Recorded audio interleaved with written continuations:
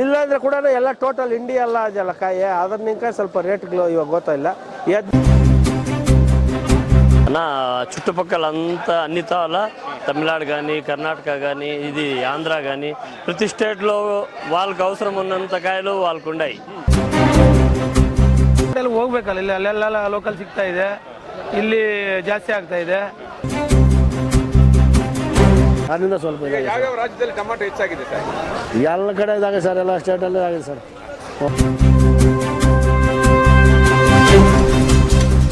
ಕಾರಣ ಈಗ ಕಡಿಮೆ ಆಗೋದಕ್ಕೆ ಕಾರಣ ಏನು ಅಂತ? ಎಕ್ಸ್ಪೋರ್ಟ್ ಇಲ್ಲ ಸರ್. ಇದು ಎಕ್ಸ್ಪೋರ್ಟ್.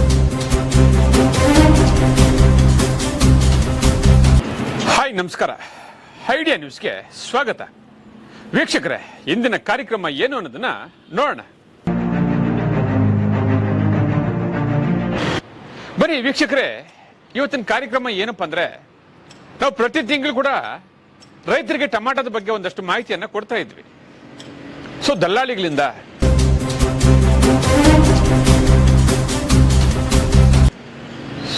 ಪ್ರತಿ ತಿಂಗಳು ಏನ್ ರೇಟ್ ಹೋಗ್ಬೋದು ಅನ್ನೋದನ್ನ ಹೇಳ್ತಾ ಇದ್ವಿ.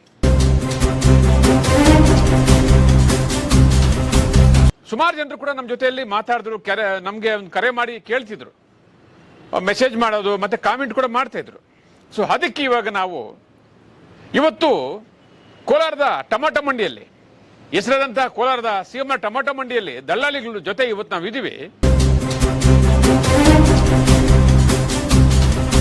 ಮಾಹಿತಿಯನ್ನು ಇವತ್ತು ನಾವು ತಗೊಳ್ಳಕ್ಕೆ ನಮ್ಮ ಜೊತೆ ದಲ್ಲಾಳಿಗಳು 4 ರಿಂದ 5 ಜನ ಇದ್ದಾರೆ.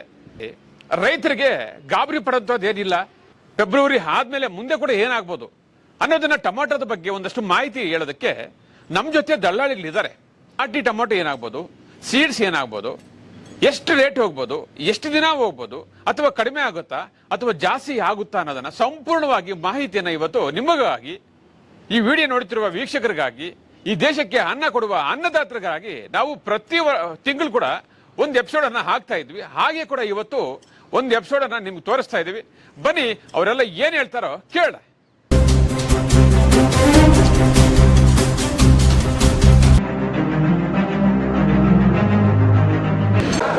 ನಮಸ್ಕಾರ ಸರ್. ಗುಣಶೇಖರ್ ಸರ್ ನಮ್ಮ ಹೆಸರು. ಕಡಿಮೆ ಆಗ್ತದೆ ಅಂದ್ರೆ ಐಟಮ್ಗಳೆಲ್ಲ ಕಡಿಮೆ ಆಗಿದೆ, ಅದನ್ನ ಕಡಿಮೆ ಆಗ್ತದೆ.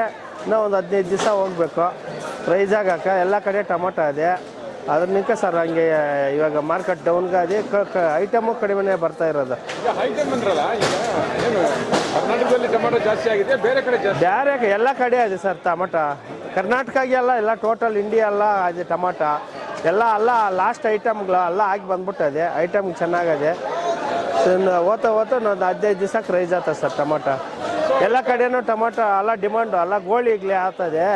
ಬರ ಶಾಂಪಲ್ ಬಂದರೆ ಅದನ್ನ 15 ದಿವಸಕ್ಕೆ ರೇಟ್ ಹೋಗ್ತದೆ.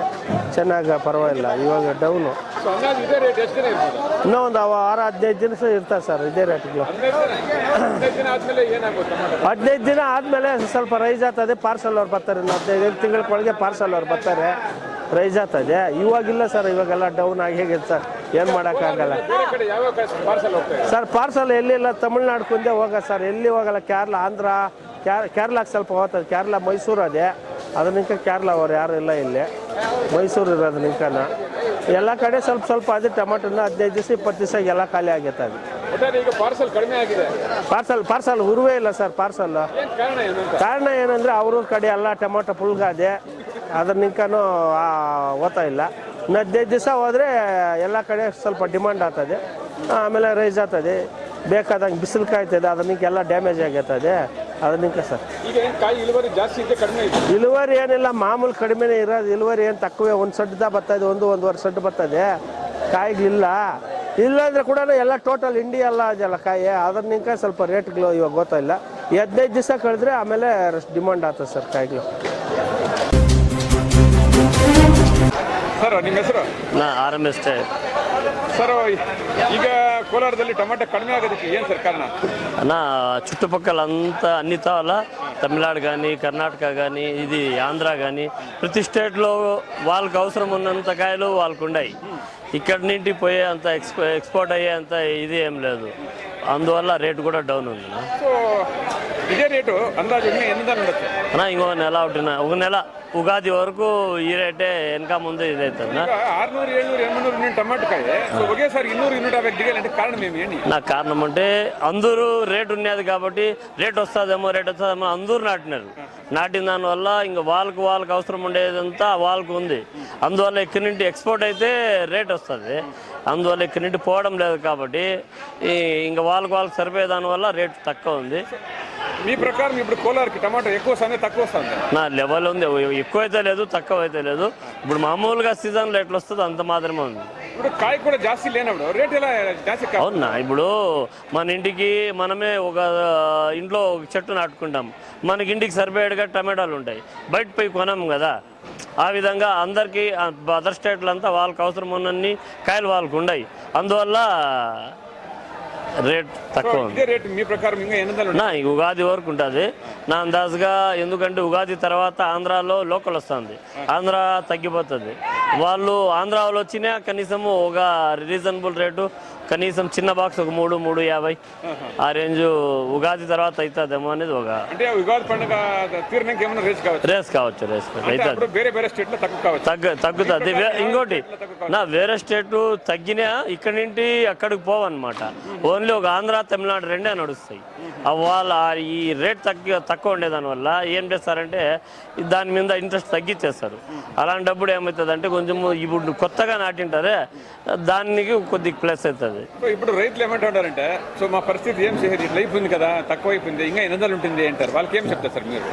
చెప్పేదేమో అది రేట్ వచ్చినప్పుడు వస్తుంది, లేనప్పుడు ఏదో ఇట్లా ఎవరు కూడా పోతుందంటే నాటరు. ఏదో రేట్ వస్తుందేమో 10 రూపాయలు సంపాదించాలని ఎవడైనా చేస్తాడు. అయినా కానీ ఈ క్లైమేట్ వల్ల రెండోది ఎండ ఎక్కువ పెరిగితే ఎక్కువ రేట్ ఉంటుంది. ఎండ ప్లస్ వాన రెండు ఉంటే యావరేజ్ రేట్ అవుతుంది నెక్స్ట్కి కూడా. ఏదో క్లైమేట్ బట్టి రేట్ ఉంటుంది అన్న. మీ ప్రకారం టమాటో జాస్తి ఉంది, తినేవాళ్ళు తక్కువ ఉంది. తినేవాళ్ళు తక్కువ అయితే లేదు, వాళ్ళకు సరిపోయి ఉండే కాయలు ఉన్నాయి. అట్లా అంటే అన్ని స్టేట్లను కాయ ఉంది. కాయ ఉంది. సో లోకల్లో ఎవరు కూడా ఎక్కడ వస్తా ఉండలేదు. లేదు ఎవరు బయట వాళ్ళు ఎవరు రావడం లేదు. ఇక్కడ నుండి ఓన్లీ తమిళనాడు కొంచెం అది కొన్ని ఏరియాలకు పోతుంది, మిగతా ఏరియాల్లో వాళ్ళు కూడా తమిళనాడులో లోకల్ ఉంది. సో మీ ప్రకారం ఇప్పుడు మన దేశంలో టమాటాకి అప్ అండ్ డౌన్ మన కోలార్ ఇంకా వేరే స్టేట్లకు పోతా ఉంటాయి. సో ఎక్కువగా 50 స్టేట్లో టమాటా ఉంది ఇప్పుడు పరిస్థితి. ప్రతి స్టేట్లో టమాటా ఉంది, టమాటాలు అనేది లేదు. అన్ని స్టేట్లో టమాటా రావడం లేదు. పార్సల్ లేదు. ఇంకా పార్సల్ స్టార్ట్ కావాలన్నా 5వ నెల. ఎందుకంటే ఇంకా 4వ నెల మంచి ఫుల్ టెంపరేచర్ ఉంటుంది. ఆ టెంపరేచర్కి ఇక్కడి నుంచి లోడ్ అయినా అక్కడ పోయి చేరే ఛాన్సెస్ అయితే లేవు. అందువల్ల ఆ 4వ నెల 3వ నెల మొత్తము ఏమన్నా స్టార్ట్ అయితే ఆంధ్ర ఒకటే స్టార్ట్ అవుతుంది. అది కూడా కావచ్చు. వానలు ఎక్కువైపోయినా రేటు ఎక్కువ అయిపోతుంది, ఉరువే వాన లేకపోయినా రేటు ఎక్కువ అయిపోతుంది. కొంచెం నార్మల్గా కొద్దిగా వాన కొద్దిగా ఎండ మాదిరిగా ఉంటే మాత్రము క్రాప్ కూడా ఎక్కువ వస్తుంది. వాళ్ళకు కూడా అదర్ స్టేట్లో కూడా వాళ్ళకు వానలు ఉండి వాళ్ళు ఎందుకంటే వాళ్ళు కూడా రేట్ వస్తుందేమో ఎండాకాలానికి అని వాళ్ళు నాటుతారు. అప్పుడు వాళ్ళకి విపరీతంగా ఎండ ఎక్కువ అయిపోతే చెట్లు పోతాయి. అక్కడ వాళ్ళకు విపరీతంగా వానలు ఏమన్నా అధికంగా పడిపోతే కన్నా ఉండే పంట దెబ్బతింటుంది. అప్పుడు మన సీజన్కి మంచి రేట్ వస్తుంది. ఏదైనా మంచి రేట్ రావాలా, అందరికీ అనుకూలంగా ఉండాలని ఆశిస్తాను. ಸರ್ ನಮಸ್ತೆ. ಹೇಳಿ ಸರ್. ಸರ್ ನಿಮ್ಮ ಹೆಸರು? ಚೌಡ್ರೆಡ್ಡಿ. ಸರ್ ಈಗ ಕೋಲಾರದಲ್ಲಿ ಒಂದು 3 ವಾರಗಳಿಂದ ಟೊಮಾಟೊ ಕಡಿಮೆ ಆಗಿದೆ, ಏನು ಕಾರಣ? ಕಡಿಮೆ ಅಂದರೆ ಎಲ್ಲಿ ಯಾವ ಹೊರಗಡೆ ಎಲ್ಲಿ ಹೋಗ್ತಾ ಇಲ್ಲ, ಎಲ್ಲ ಕಡೆ ಲೋಕಲ್ ಇದೆಯಾ? ಏನು ಕಾರಣ ಏನು? ಕಾರಣ ಅಂದರೆ ಹೊರಗಡೆ ಎಲ್ಲ ಹೋಗ್ಬೇಕಲ್ಲ, ಇಲ್ಲಿ ಅಲ್ಲೆಲ್ಲ ಲೋಕಲ್ ಸಿಗ್ತಾ ಇದೆ, ಇಲ್ಲಿ ಜಾಸ್ತಿ ಆಗ್ತಾ ಇದೆ, ವಾತಾವರಣ ಚೆನ್ನಾಗಿದೆ, ಹುಟ್ಟಿದ ಹೂವು ಪಿಂಜೆಲ್ಲನೂ ಹಿಡಿತಾ ಇದೆ. ಅದರಿಂದನೂ ಹೊರಗಡೆ ಹೋದ್ರೆ ತಾನೇ ಇಲ್ಲಿ ಲೋಕಲ್ ಎಷ್ಟು ತಿಂತಾರೆ. ಸೊ ಅಂದರೆ ನಿಮ್ಮ ಪ್ರಕಾರ ಈಗ ಇಳುವರಿ ಜಾಸ್ತಿ ಆಗಿದೆ? ಇಳುವರಿ ಜಾಸ್ತಿ ಆಗಿದೆ, ವಾತಾವರಣ ಚೆನ್ನಾಗಿರೋದು, ಇಳುವರಿ ಜಾಸ್ತಿ ಆಗಿರೋದು. ನಾನು ಹೊರಗಡೆ ಹೋಗ್ತಾ ಇಲ್ಲ. ಅದೇ ಇದಕ್ಕೆ ಮೊದಲು ಕೋಲಾರದಿಂದ ಬೇರೆ ರಾಜ್ಯಗಳಿಗೆ ಟೊಮಾಟೊ ಹೋಗ್ತಾ ಇದ್ದಾಗ ಏನು ರೇಟ್ ಇತ್ತು? ಏನು 800-900 ರೂಪಾಯಿ ಇತ್ತಲ್ಲ, 1000 ರೂಪಾಯಿವರೆಗೂ ಇತ್ತಲ್ಲ. ಅದಂದರೆ ಹೊರಗಡೆ ಹೋಗ್ತಾ ಇತ್ತು ಅವಾಗ. ಅಲ್ಲಿ ಟೆಂಪ್ರೇಚರ್ ಜಾಸ್ತಿ ಇತ್ತು, ಈಗ ಟೆಂಪ್ರೇಚರ್ ಕಡಿಮೆ ಇದೆ, ಅವರು ಬೆಳೀತಾರೆ, ಅದರಿಂದನೂ ಇಲ್ಲಿ ಟೊಮಾಟೊ ಕುಸ್ತಾರೆ. ಸೊ ಈಗ ಟೊಮಾಟೊ ಬೇರೆ ಬೇರೆ ರಾಜ್ಯಗಳಲ್ಲಿ ಹೆಚ್ಚಿಗೆ ಇರ್ತಕ್ಕಂಥ ರಾಜ್ಯಗಳು ಯಾವ ಸರ್? ಎಲ್ಲ ಕಡೆ ಇದೆ ಸರ್. ನಾಸಿಕ್ ಇದೆ, ಎಲ್ಲ ವೆಸ್ಟ್ ಬೆಂಗಾಲ್ ಇದೆ, ಆಂಧ್ರ ಇದೆ, ತಮಿಳ್ನಾಡು ಇದೆ, ಎಲ್ಲ ಕಡೆ ಇದೆ. ಅದಾದ ನಂತರ ಏನಾದ್ರು ರೇಟ್ ಹೇಳ್ಬೋದಾ? ಏನೋ ಒಂದು ಅಂಥ ರೇಂಜ್ ಬರಲ್ಲ. ಜೂನ್ ಜುಲೈಯಲ್ಲಿ ಒಳ್ಳೆ ರೇಟ್ ಬರ್ತದೆ. ಮೇ ಜೂನ್ ಜುಲೈಯಲ್ಲಿ ಬರುತ್ತೆ. ನಮಸ್ತೆ ಸರ್. ನಮಸ್ತೆ ಸರ್. ನಮಸ್ತೆ ಸರ್, ಇವಾಗ ಕೋಲಾರದಲ್ಲಿ ಟೊಮಾಟೊ ಕಡಿಮೆ ಆಗೋದಕ್ಕೆ ಏನು ಸರ್ ಕಾರಣ? ಸರ್ ಏನು ಕಡಿಮೆ ಅಂದರೆ ಈಗ ಪಾರ್ಸಲ್ ಇಲ್ಲ. ಈಗ ಎಲ್ಲ ಕಡೆ ಯಾವ ಸ್ಟೇಟಸ್ ಸಿಗುತ್ತೆ, ಎಲ್ಲಿ ಬೇರೆ ಕಡೆ ಹೋಗಲ್ಲ. ಅದರಿಂದ ಸ್ವಲ್ಪ ಇದಾಗಿದೆ ಸರ್. ಈಗ ಸರ್, ಈಗ ನಿಮ್ಮ ಹೆಸರು? ಲೋಕೇಶ್ ಸರ್, ನೀವು ಕೋಲಾರದಲ್ಲಿ ದಿನ ಎಷ್ಟು ಬಾಕ್ಸ್ ಅಂತ ತಗೊಂತೀರಾ? ಸರ್ ನಾವು ಈಗ ಇದರಲ್ಲೇ ಒಂದು 300-500 ಬಾಕ್ಸು. ಸೀಸನ್ನಲ್ಲಿ ಒಂದು ಸಾವಿರ ಬಾಕ್ಸ್ ಮಾಡ್ತೀವಿ. ಈಗ ನೀವು ತಗೊಂತಾ ಇದ್ರಲ್ಲ, ಈ ಕಾಯಿನ ಯಾವ ಕಡೆ ಪಾರ್ಸಲ್ ಕೊಡ್ತಾ ಇದ್ದೀರಾ? ನಾವು ರಿಲಯನ್ಸ್ ಕಂಪ್ನಿ ಕೊಡ್ತೀವಿ ಸರ್. ರಿಲಯನ್ಸ್. ಸರ್, ಈಗ 3-4 ವಾರಗಳಿಂದ ಕಡಿಮೆ ಆಗಿದೆ, ಏನು ಕಾರಣ ಅಂತ?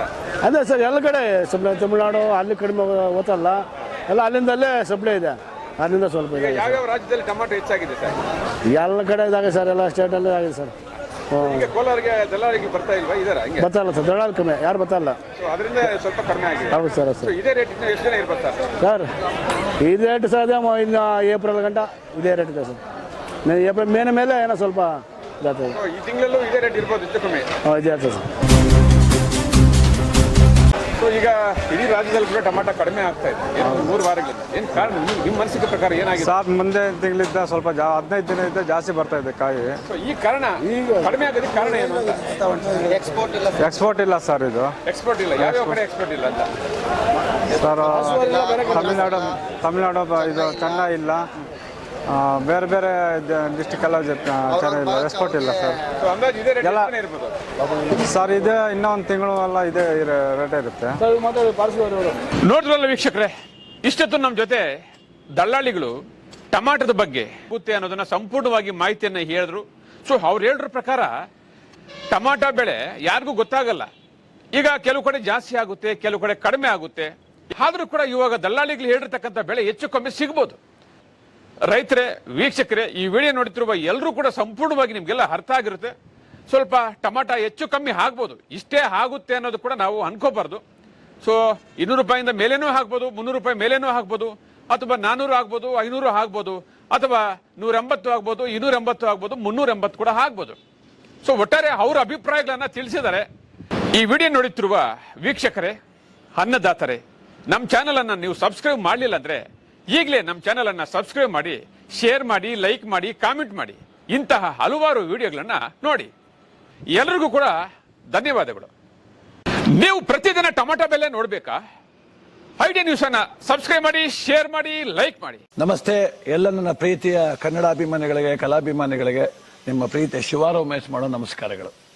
ಕೋಲಾರದ ಸಮಸ್ತ ಬಂಧುಗಳು, ಕರ್ನಾಟಕದ ಎಲ್ಲ ಕಲಾಭಿಮಾನಿಗಳು, ಕನ್ನಡಾಭಿಮಾನಿಗಳು ಈ ಐಡಿಯಾ ನ್ಯೂಸ್ ಚಾನಲ್ನ ಸಬ್ಸ್ಕ್ರೈಬ್ ಮಾಡ್ಕೊಳ್ಳಿ, ಬೆಂಬಲಿಸಿ, ಆಶೀರ್ವದಿಸಿ, ಆನಂದಿಸಿ, ವಿವೇಚಿಸಿ, ವಿಚಾರಿಸಿ. ಐಡಿಯಾ ನ್ಯೂಸ್ ಚಾನಲ್ಗೆ ತಾವೆಲ್ಲರೂ ಕೂಡ ಚಂದರ್ರಾಜ್. ಧನ್ಯವಾದಗಳು.